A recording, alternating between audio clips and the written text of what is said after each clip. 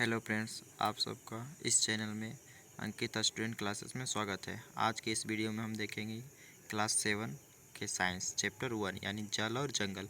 जो पहला चैप्टर है उसका नाम क्या है? जल और जंगल। इसमें जितने भी इम्पोर्टेंट टॉपिक होंगे सबको हम कवर करेंगे।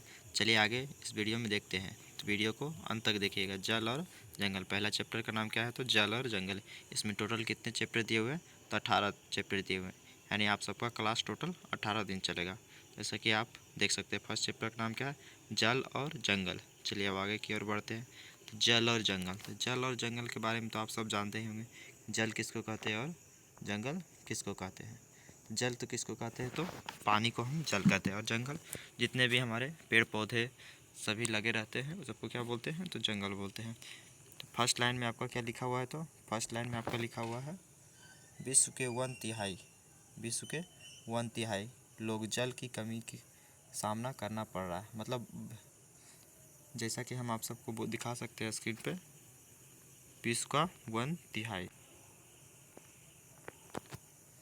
जैसा कि आप जानते हैं कि विश्व में जितने भी जल है सबको पीने लायक जल नहीं है। बहुत सारे ऐसे जल है जिसको हम पी नहीं सकते, जैसे कि समुद्र का पानी, उसको हम डायरेक्ट ही पी नहीं सकते। तो विश्व के 1/3 लोग जल की कमी के सामना करना पड़ रहा है। तो ये क्वेश्चन पूछा जाएगा कि विश्व के कितने तिहाई लोग जल का सामना करना पड़ रहा है? तो 1/3। चलिए नेक्स्ट क्वेश्चन, नेक्स्ट आगे की ओर बढ़ते हैं। तो आगे बोल रहा है जल की कितनी अवस्था होती है? तो जल की टोटल 3 अवस्था होती है। पहला अवस्था का नाम क्या है? ठोस। सेकेंड अवस्था का नाम क्या है? गैस। थर्ड अवस्था का नाम क्या है? द्रव। ठोस का मतलब होता है जो बर्फ़ होता है वो सब हिम के रूप में दूर पर मौजूद होते हैं। मतलब जो बर्फ़ होता है वो कैसा होता है? ठोस। और गैस कैसा होता है? वायु के रूप में, जलवाष्प के रूप में बन जाता है, तो वो गैस होता है।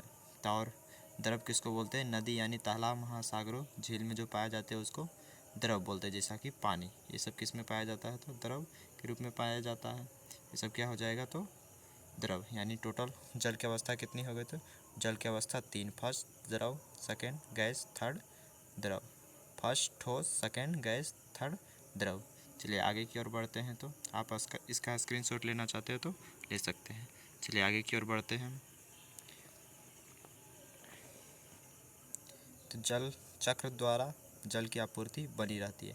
तो जो जल चक्र होता है उसके द्वारा क्या होती है? जल की आपूर्ति बनी रहती है। अब पूछा जा रहा है इसमें क्या? तो विश्व जल दिवस कब मनाया जाता है? तो आप सबको पता होगा कि विश्व जल दिवस कब मनाया जाता है? तो 22 मार्च को विश्व जल दिवस मनाया जाता है। कब मनाया जाता है? तो 22 मार्च को जल दिवस मनाया जाता है। यानी विश्व जल दिवस कब हो गया? तो 22 मार्च को विश्व जल दिवस हो गया। चलिए नेक्स्ट आगे की ओर चलते हैं। तो आगे आपका क्वेश्चन है भौम जल स्तर। सबसे पहले इसमें जानना चाहिए कि आपको भौम जल स्तर होता क्या है। तो भौम जल स्तर भूमि के पानी से रिसने के बाद पानी भूमि के अंदर चला जाता है। यानी जैसे ही पानी घटने लगता है तो पानी कहाँ चला जाता है? ज़मीन के और भी गहराई के अंदर चली जाती है। पर चट्टानों अथवा मिट्टी के बीच रिक्त स्थानों पर जल भरा होता है। उसकी ऊपरी जो परत होती है उसको क्या कहते हैं? भौम जल। यानी पानी जैसे जैसे घटता जाता है उसका जल स्तर नीचे चला जाता है, और चट्टानों अथवा मिट्टी के बीच रिक्त स्थान बन जाता है। जो चट्टान होता है और मट्टी दोनों के बीच में क्या हो जाता है? रिक्त स्थान बन जाता है। उसी के ऊपरी परत को ही क्या कहते हैं? तो भौम जल। ये क्वेश्चन आपसे पूछेगा कि भौम जल किसको कहते हैं? तो ये आप लिख सकते हो वहाँ पास क्वेश्चन, कि मैं आपको क्वेश्चन आंसर में मिलेगा, तो वहाँ पास मैं नहीं कराऊंगा, यहाँ पर आप देख सकते हैं। चलिए नेक्स्ट आगे की ओर बढ़ते हैं। तो आगे क्या बोला जा रहा है आपको? आगे आपको देखिए बोला जा रहा है भौम जल स्तर पृथ्वी की सतह पर 1 मीटर अंदर से लेकर अनेक मीटर गहराई तक होती है। मतलब 1 मीटर जो नीचे होता है वहाँ से पानी लेकर अनेक मीटर, मतलब अनलिमिटेड, मतलब इसका कोई लिमिट नहीं, वहाँ तक क्या होती है? ये भौम जल स्तर होती है। चलिए आगे क्या बोल रहा है? इस स्तर के नीचे पाया जाने वाला जल भौम जल कहलाता है। मतलब ये जो स्तर के नीचे जो पानी पाया जाता है उसको हम क्या कहते हैं? भौम जल कहते हैं। जल भर, जल भर किसको कहते हैं? तो भौम जल के स्तर के नीचे मृदा अथवा कठोर चट्टानों की परतों के बीच जो जल जमा होता है उस भंडार जल को क्या कहते हैं? तो भौम जल भर कहते हैं। क्या कहते हैं उसको? तो जल भर कहते हैं, जैसा कि आप सब चित्र में देख सकते हैं। इसमें देखिए जैसा कि यहाँ चट्टान है आपका, और यहाँ बीच में आपका पानी है, और ये फिर चट्टान है, और यहाँ फिर पानी है, फिर उसके ऊपर क्या है? चट्टान है। यानी इसी को हम क्या कहते हैं? तो ये जो पानी है इसको हम क्या कहेंगे तो जल भर कहेंगे, इसको क्या कहेंगे तो जल भर कहेंगे। और जो यहाँ पानी है उसको क्या कहेंगे भूमजल, यानी जो निचली परत वाला है उसको हम क्या कहते हैं जल भर, और जो थोड़ा सा ऊपर परत वाला जो पानी रहता है उसको हम क्या कहते हैं भूमजल कहते हैं, जैसा कि आप चित्र में देख सकते हैं। चलिए आगे की ओर बढ़ते हैं। आगे क्वेश्चन बोला जा रहा है बिहार में अत्यधिक वर्षा और अत्यधिक बाढ़ उत्तरी बिहार में आता है। क्वेश्चन पूछेगा कि बिहार में अत्यधिक वर्षा और अत्यधिक बाढ़ कहाँ होती है, तो उत्तरी बिहार में होती है। चलिए नेक्स्ट क्वेश्चन पढ़ते हैं। वाल्मीकि राष्ट्रीय उद्यान एवं अभ्यारण्य पश्चिमी चंपारण में है। पूछेगा वाल्मीकि राष्ट्रीय उद्यान यानी अभ्यारण्य कहाँ है, तो पश्चिमी चंपारण में है। कहाँ है, तो पश्चिमी चंपारण में। यह किसके लिए प्रसिद्ध है, तो बाघ संरक्षण आरक्षित वन है, मतलब यहाँ बाघ रहते हैं। यहाँ क्या रहते हैं, तो बाघ रहते हैं। यहाँ कुछ इम्पोर्टेंट अभ्यारण्य है, जैसा कि वैशाली में बरेला अभ्यारण्य, वैशाली में क्या है, तो बरेला अभ्यारण्य है, वैशाली में बरेला अभ्यारण्य। मुंगेर में क्या है, तो भीम बांध अभ्यारण्य, मुंगेर में भीम बांध अभ्यारण्य। गया में गौतम बुद्ध अभ्यारण्य, गया में क्या है, तो गौतम बुद्ध अभ्यारण्य। उसके बाद रोहतास में क्या है, तो रोहतास में कैमूर अभ्यारण्य, रोहतास में क्या है, कैमूर अभ्यारण्य। अगर आप इसका स्क्रीनशॉट लेना चाहते हैं तो ले सकते हैं। चलिए आगे की ओर बढ़ते हैं। तो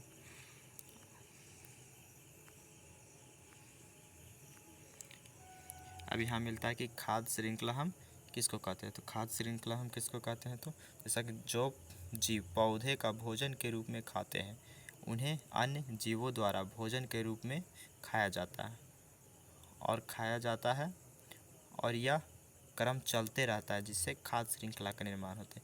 जैसा कि आप एग्जाम्पल में यहाँ देख सकते हैं, ये क्या है, तो घास, ये क्या है, तो घास है। घास को कौन खा रहा है, तो एक कीट के द्वारा खाया जा रहा है। घास को कौन खा रहा है, तो एक कीट। अब कीट को कौन खाएगा, तो एक मेढक खाएगा। कीट को कौन खाएगा, तो मेढक खाएगा। मेढक को कौन खाएगा, तो मेढक को सांप खाएगा। अब सांप को कौन खाएगा, तो गिद्ध या चील खाएगा। जैसा कि एक क्रम चलते जा रहा है, यहाँ से क्रम चल रहा है। घास को कौन खाया, तो कीट। कीट को कौन खाया, तो मेढक। मेढक को कौन खाया, तो सांप। सांप को कौन खाया, तो चील या गिद्ध। इसी को खाद्य श्रृंखला बोलते हैं। बिना खाद्य श्रृंखला का जीवन संभव नहीं है। चलिए आगे की ओर चलते हैं।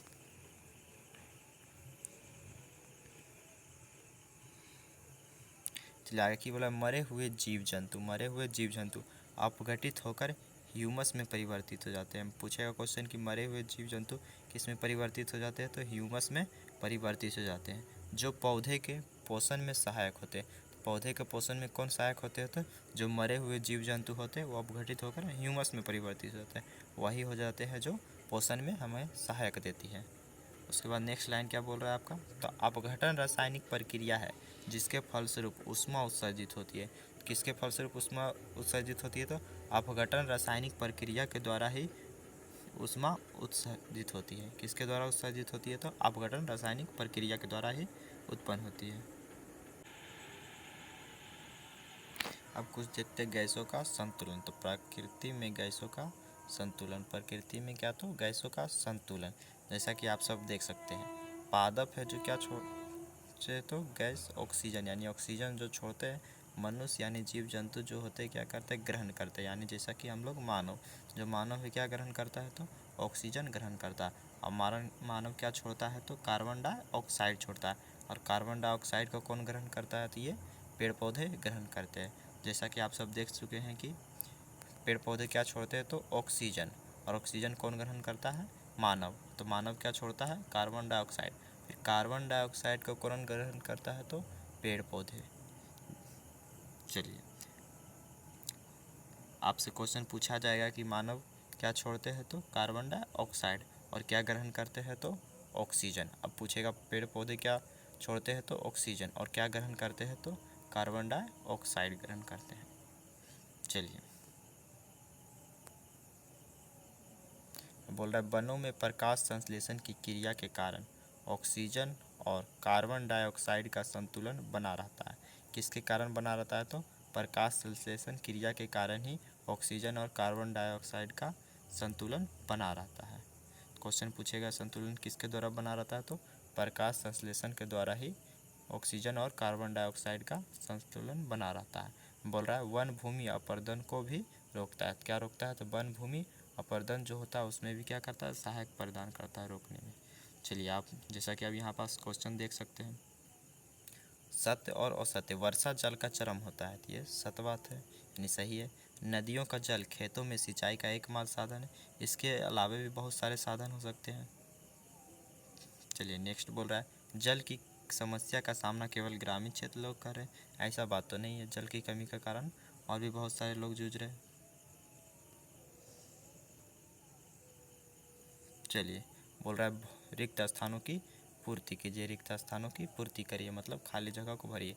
भौम जल प्राप्त करने के लिए डैश तथा डैश का उपयोग होता है, मतलब हैंड पंप, नलकूप, ट्यूब नल, ये सब 2-3 को आप एग्जाम्पल दे सकते हैं।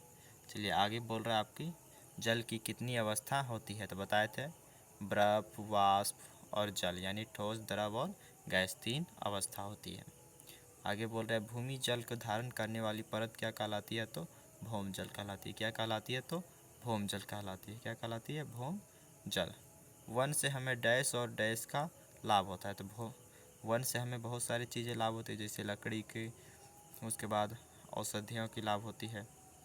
अब चलिए आगे बोल रहा है मिट्टी में क्षयवान पतिया जंतु मिट्टी को समृद्ध करता है। क्या करता है, जंतु मिट्टी को असमृद्ध, असमृद्ध का मतलब होता है जो ताकतवर बनाता है। अब बोल रहा है सूक्ष्मजीव द्वारा पादपों पर क्रिया से, सूक्ष्मजीव द्वारा पादपों पर क्रिया से क्या बनता है, तो ह्यूमस बनता है। क्या बनता है, तो ह्यूमस बनता है। क्या बनता है, ह्यूमस बनता है। चलिए चलते हैं नेक्स्ट। अब यहाँ से आपका चैप्टर 2 स्टार्ट हो जाएगा। आज के वीडियो में बस इतना ही, हम मिलते हैं नेक्स्ट वीडियो में।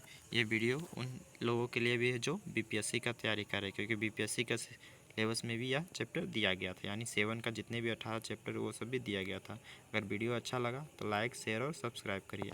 मिलते हैं नेक्स्ट वीडियो में।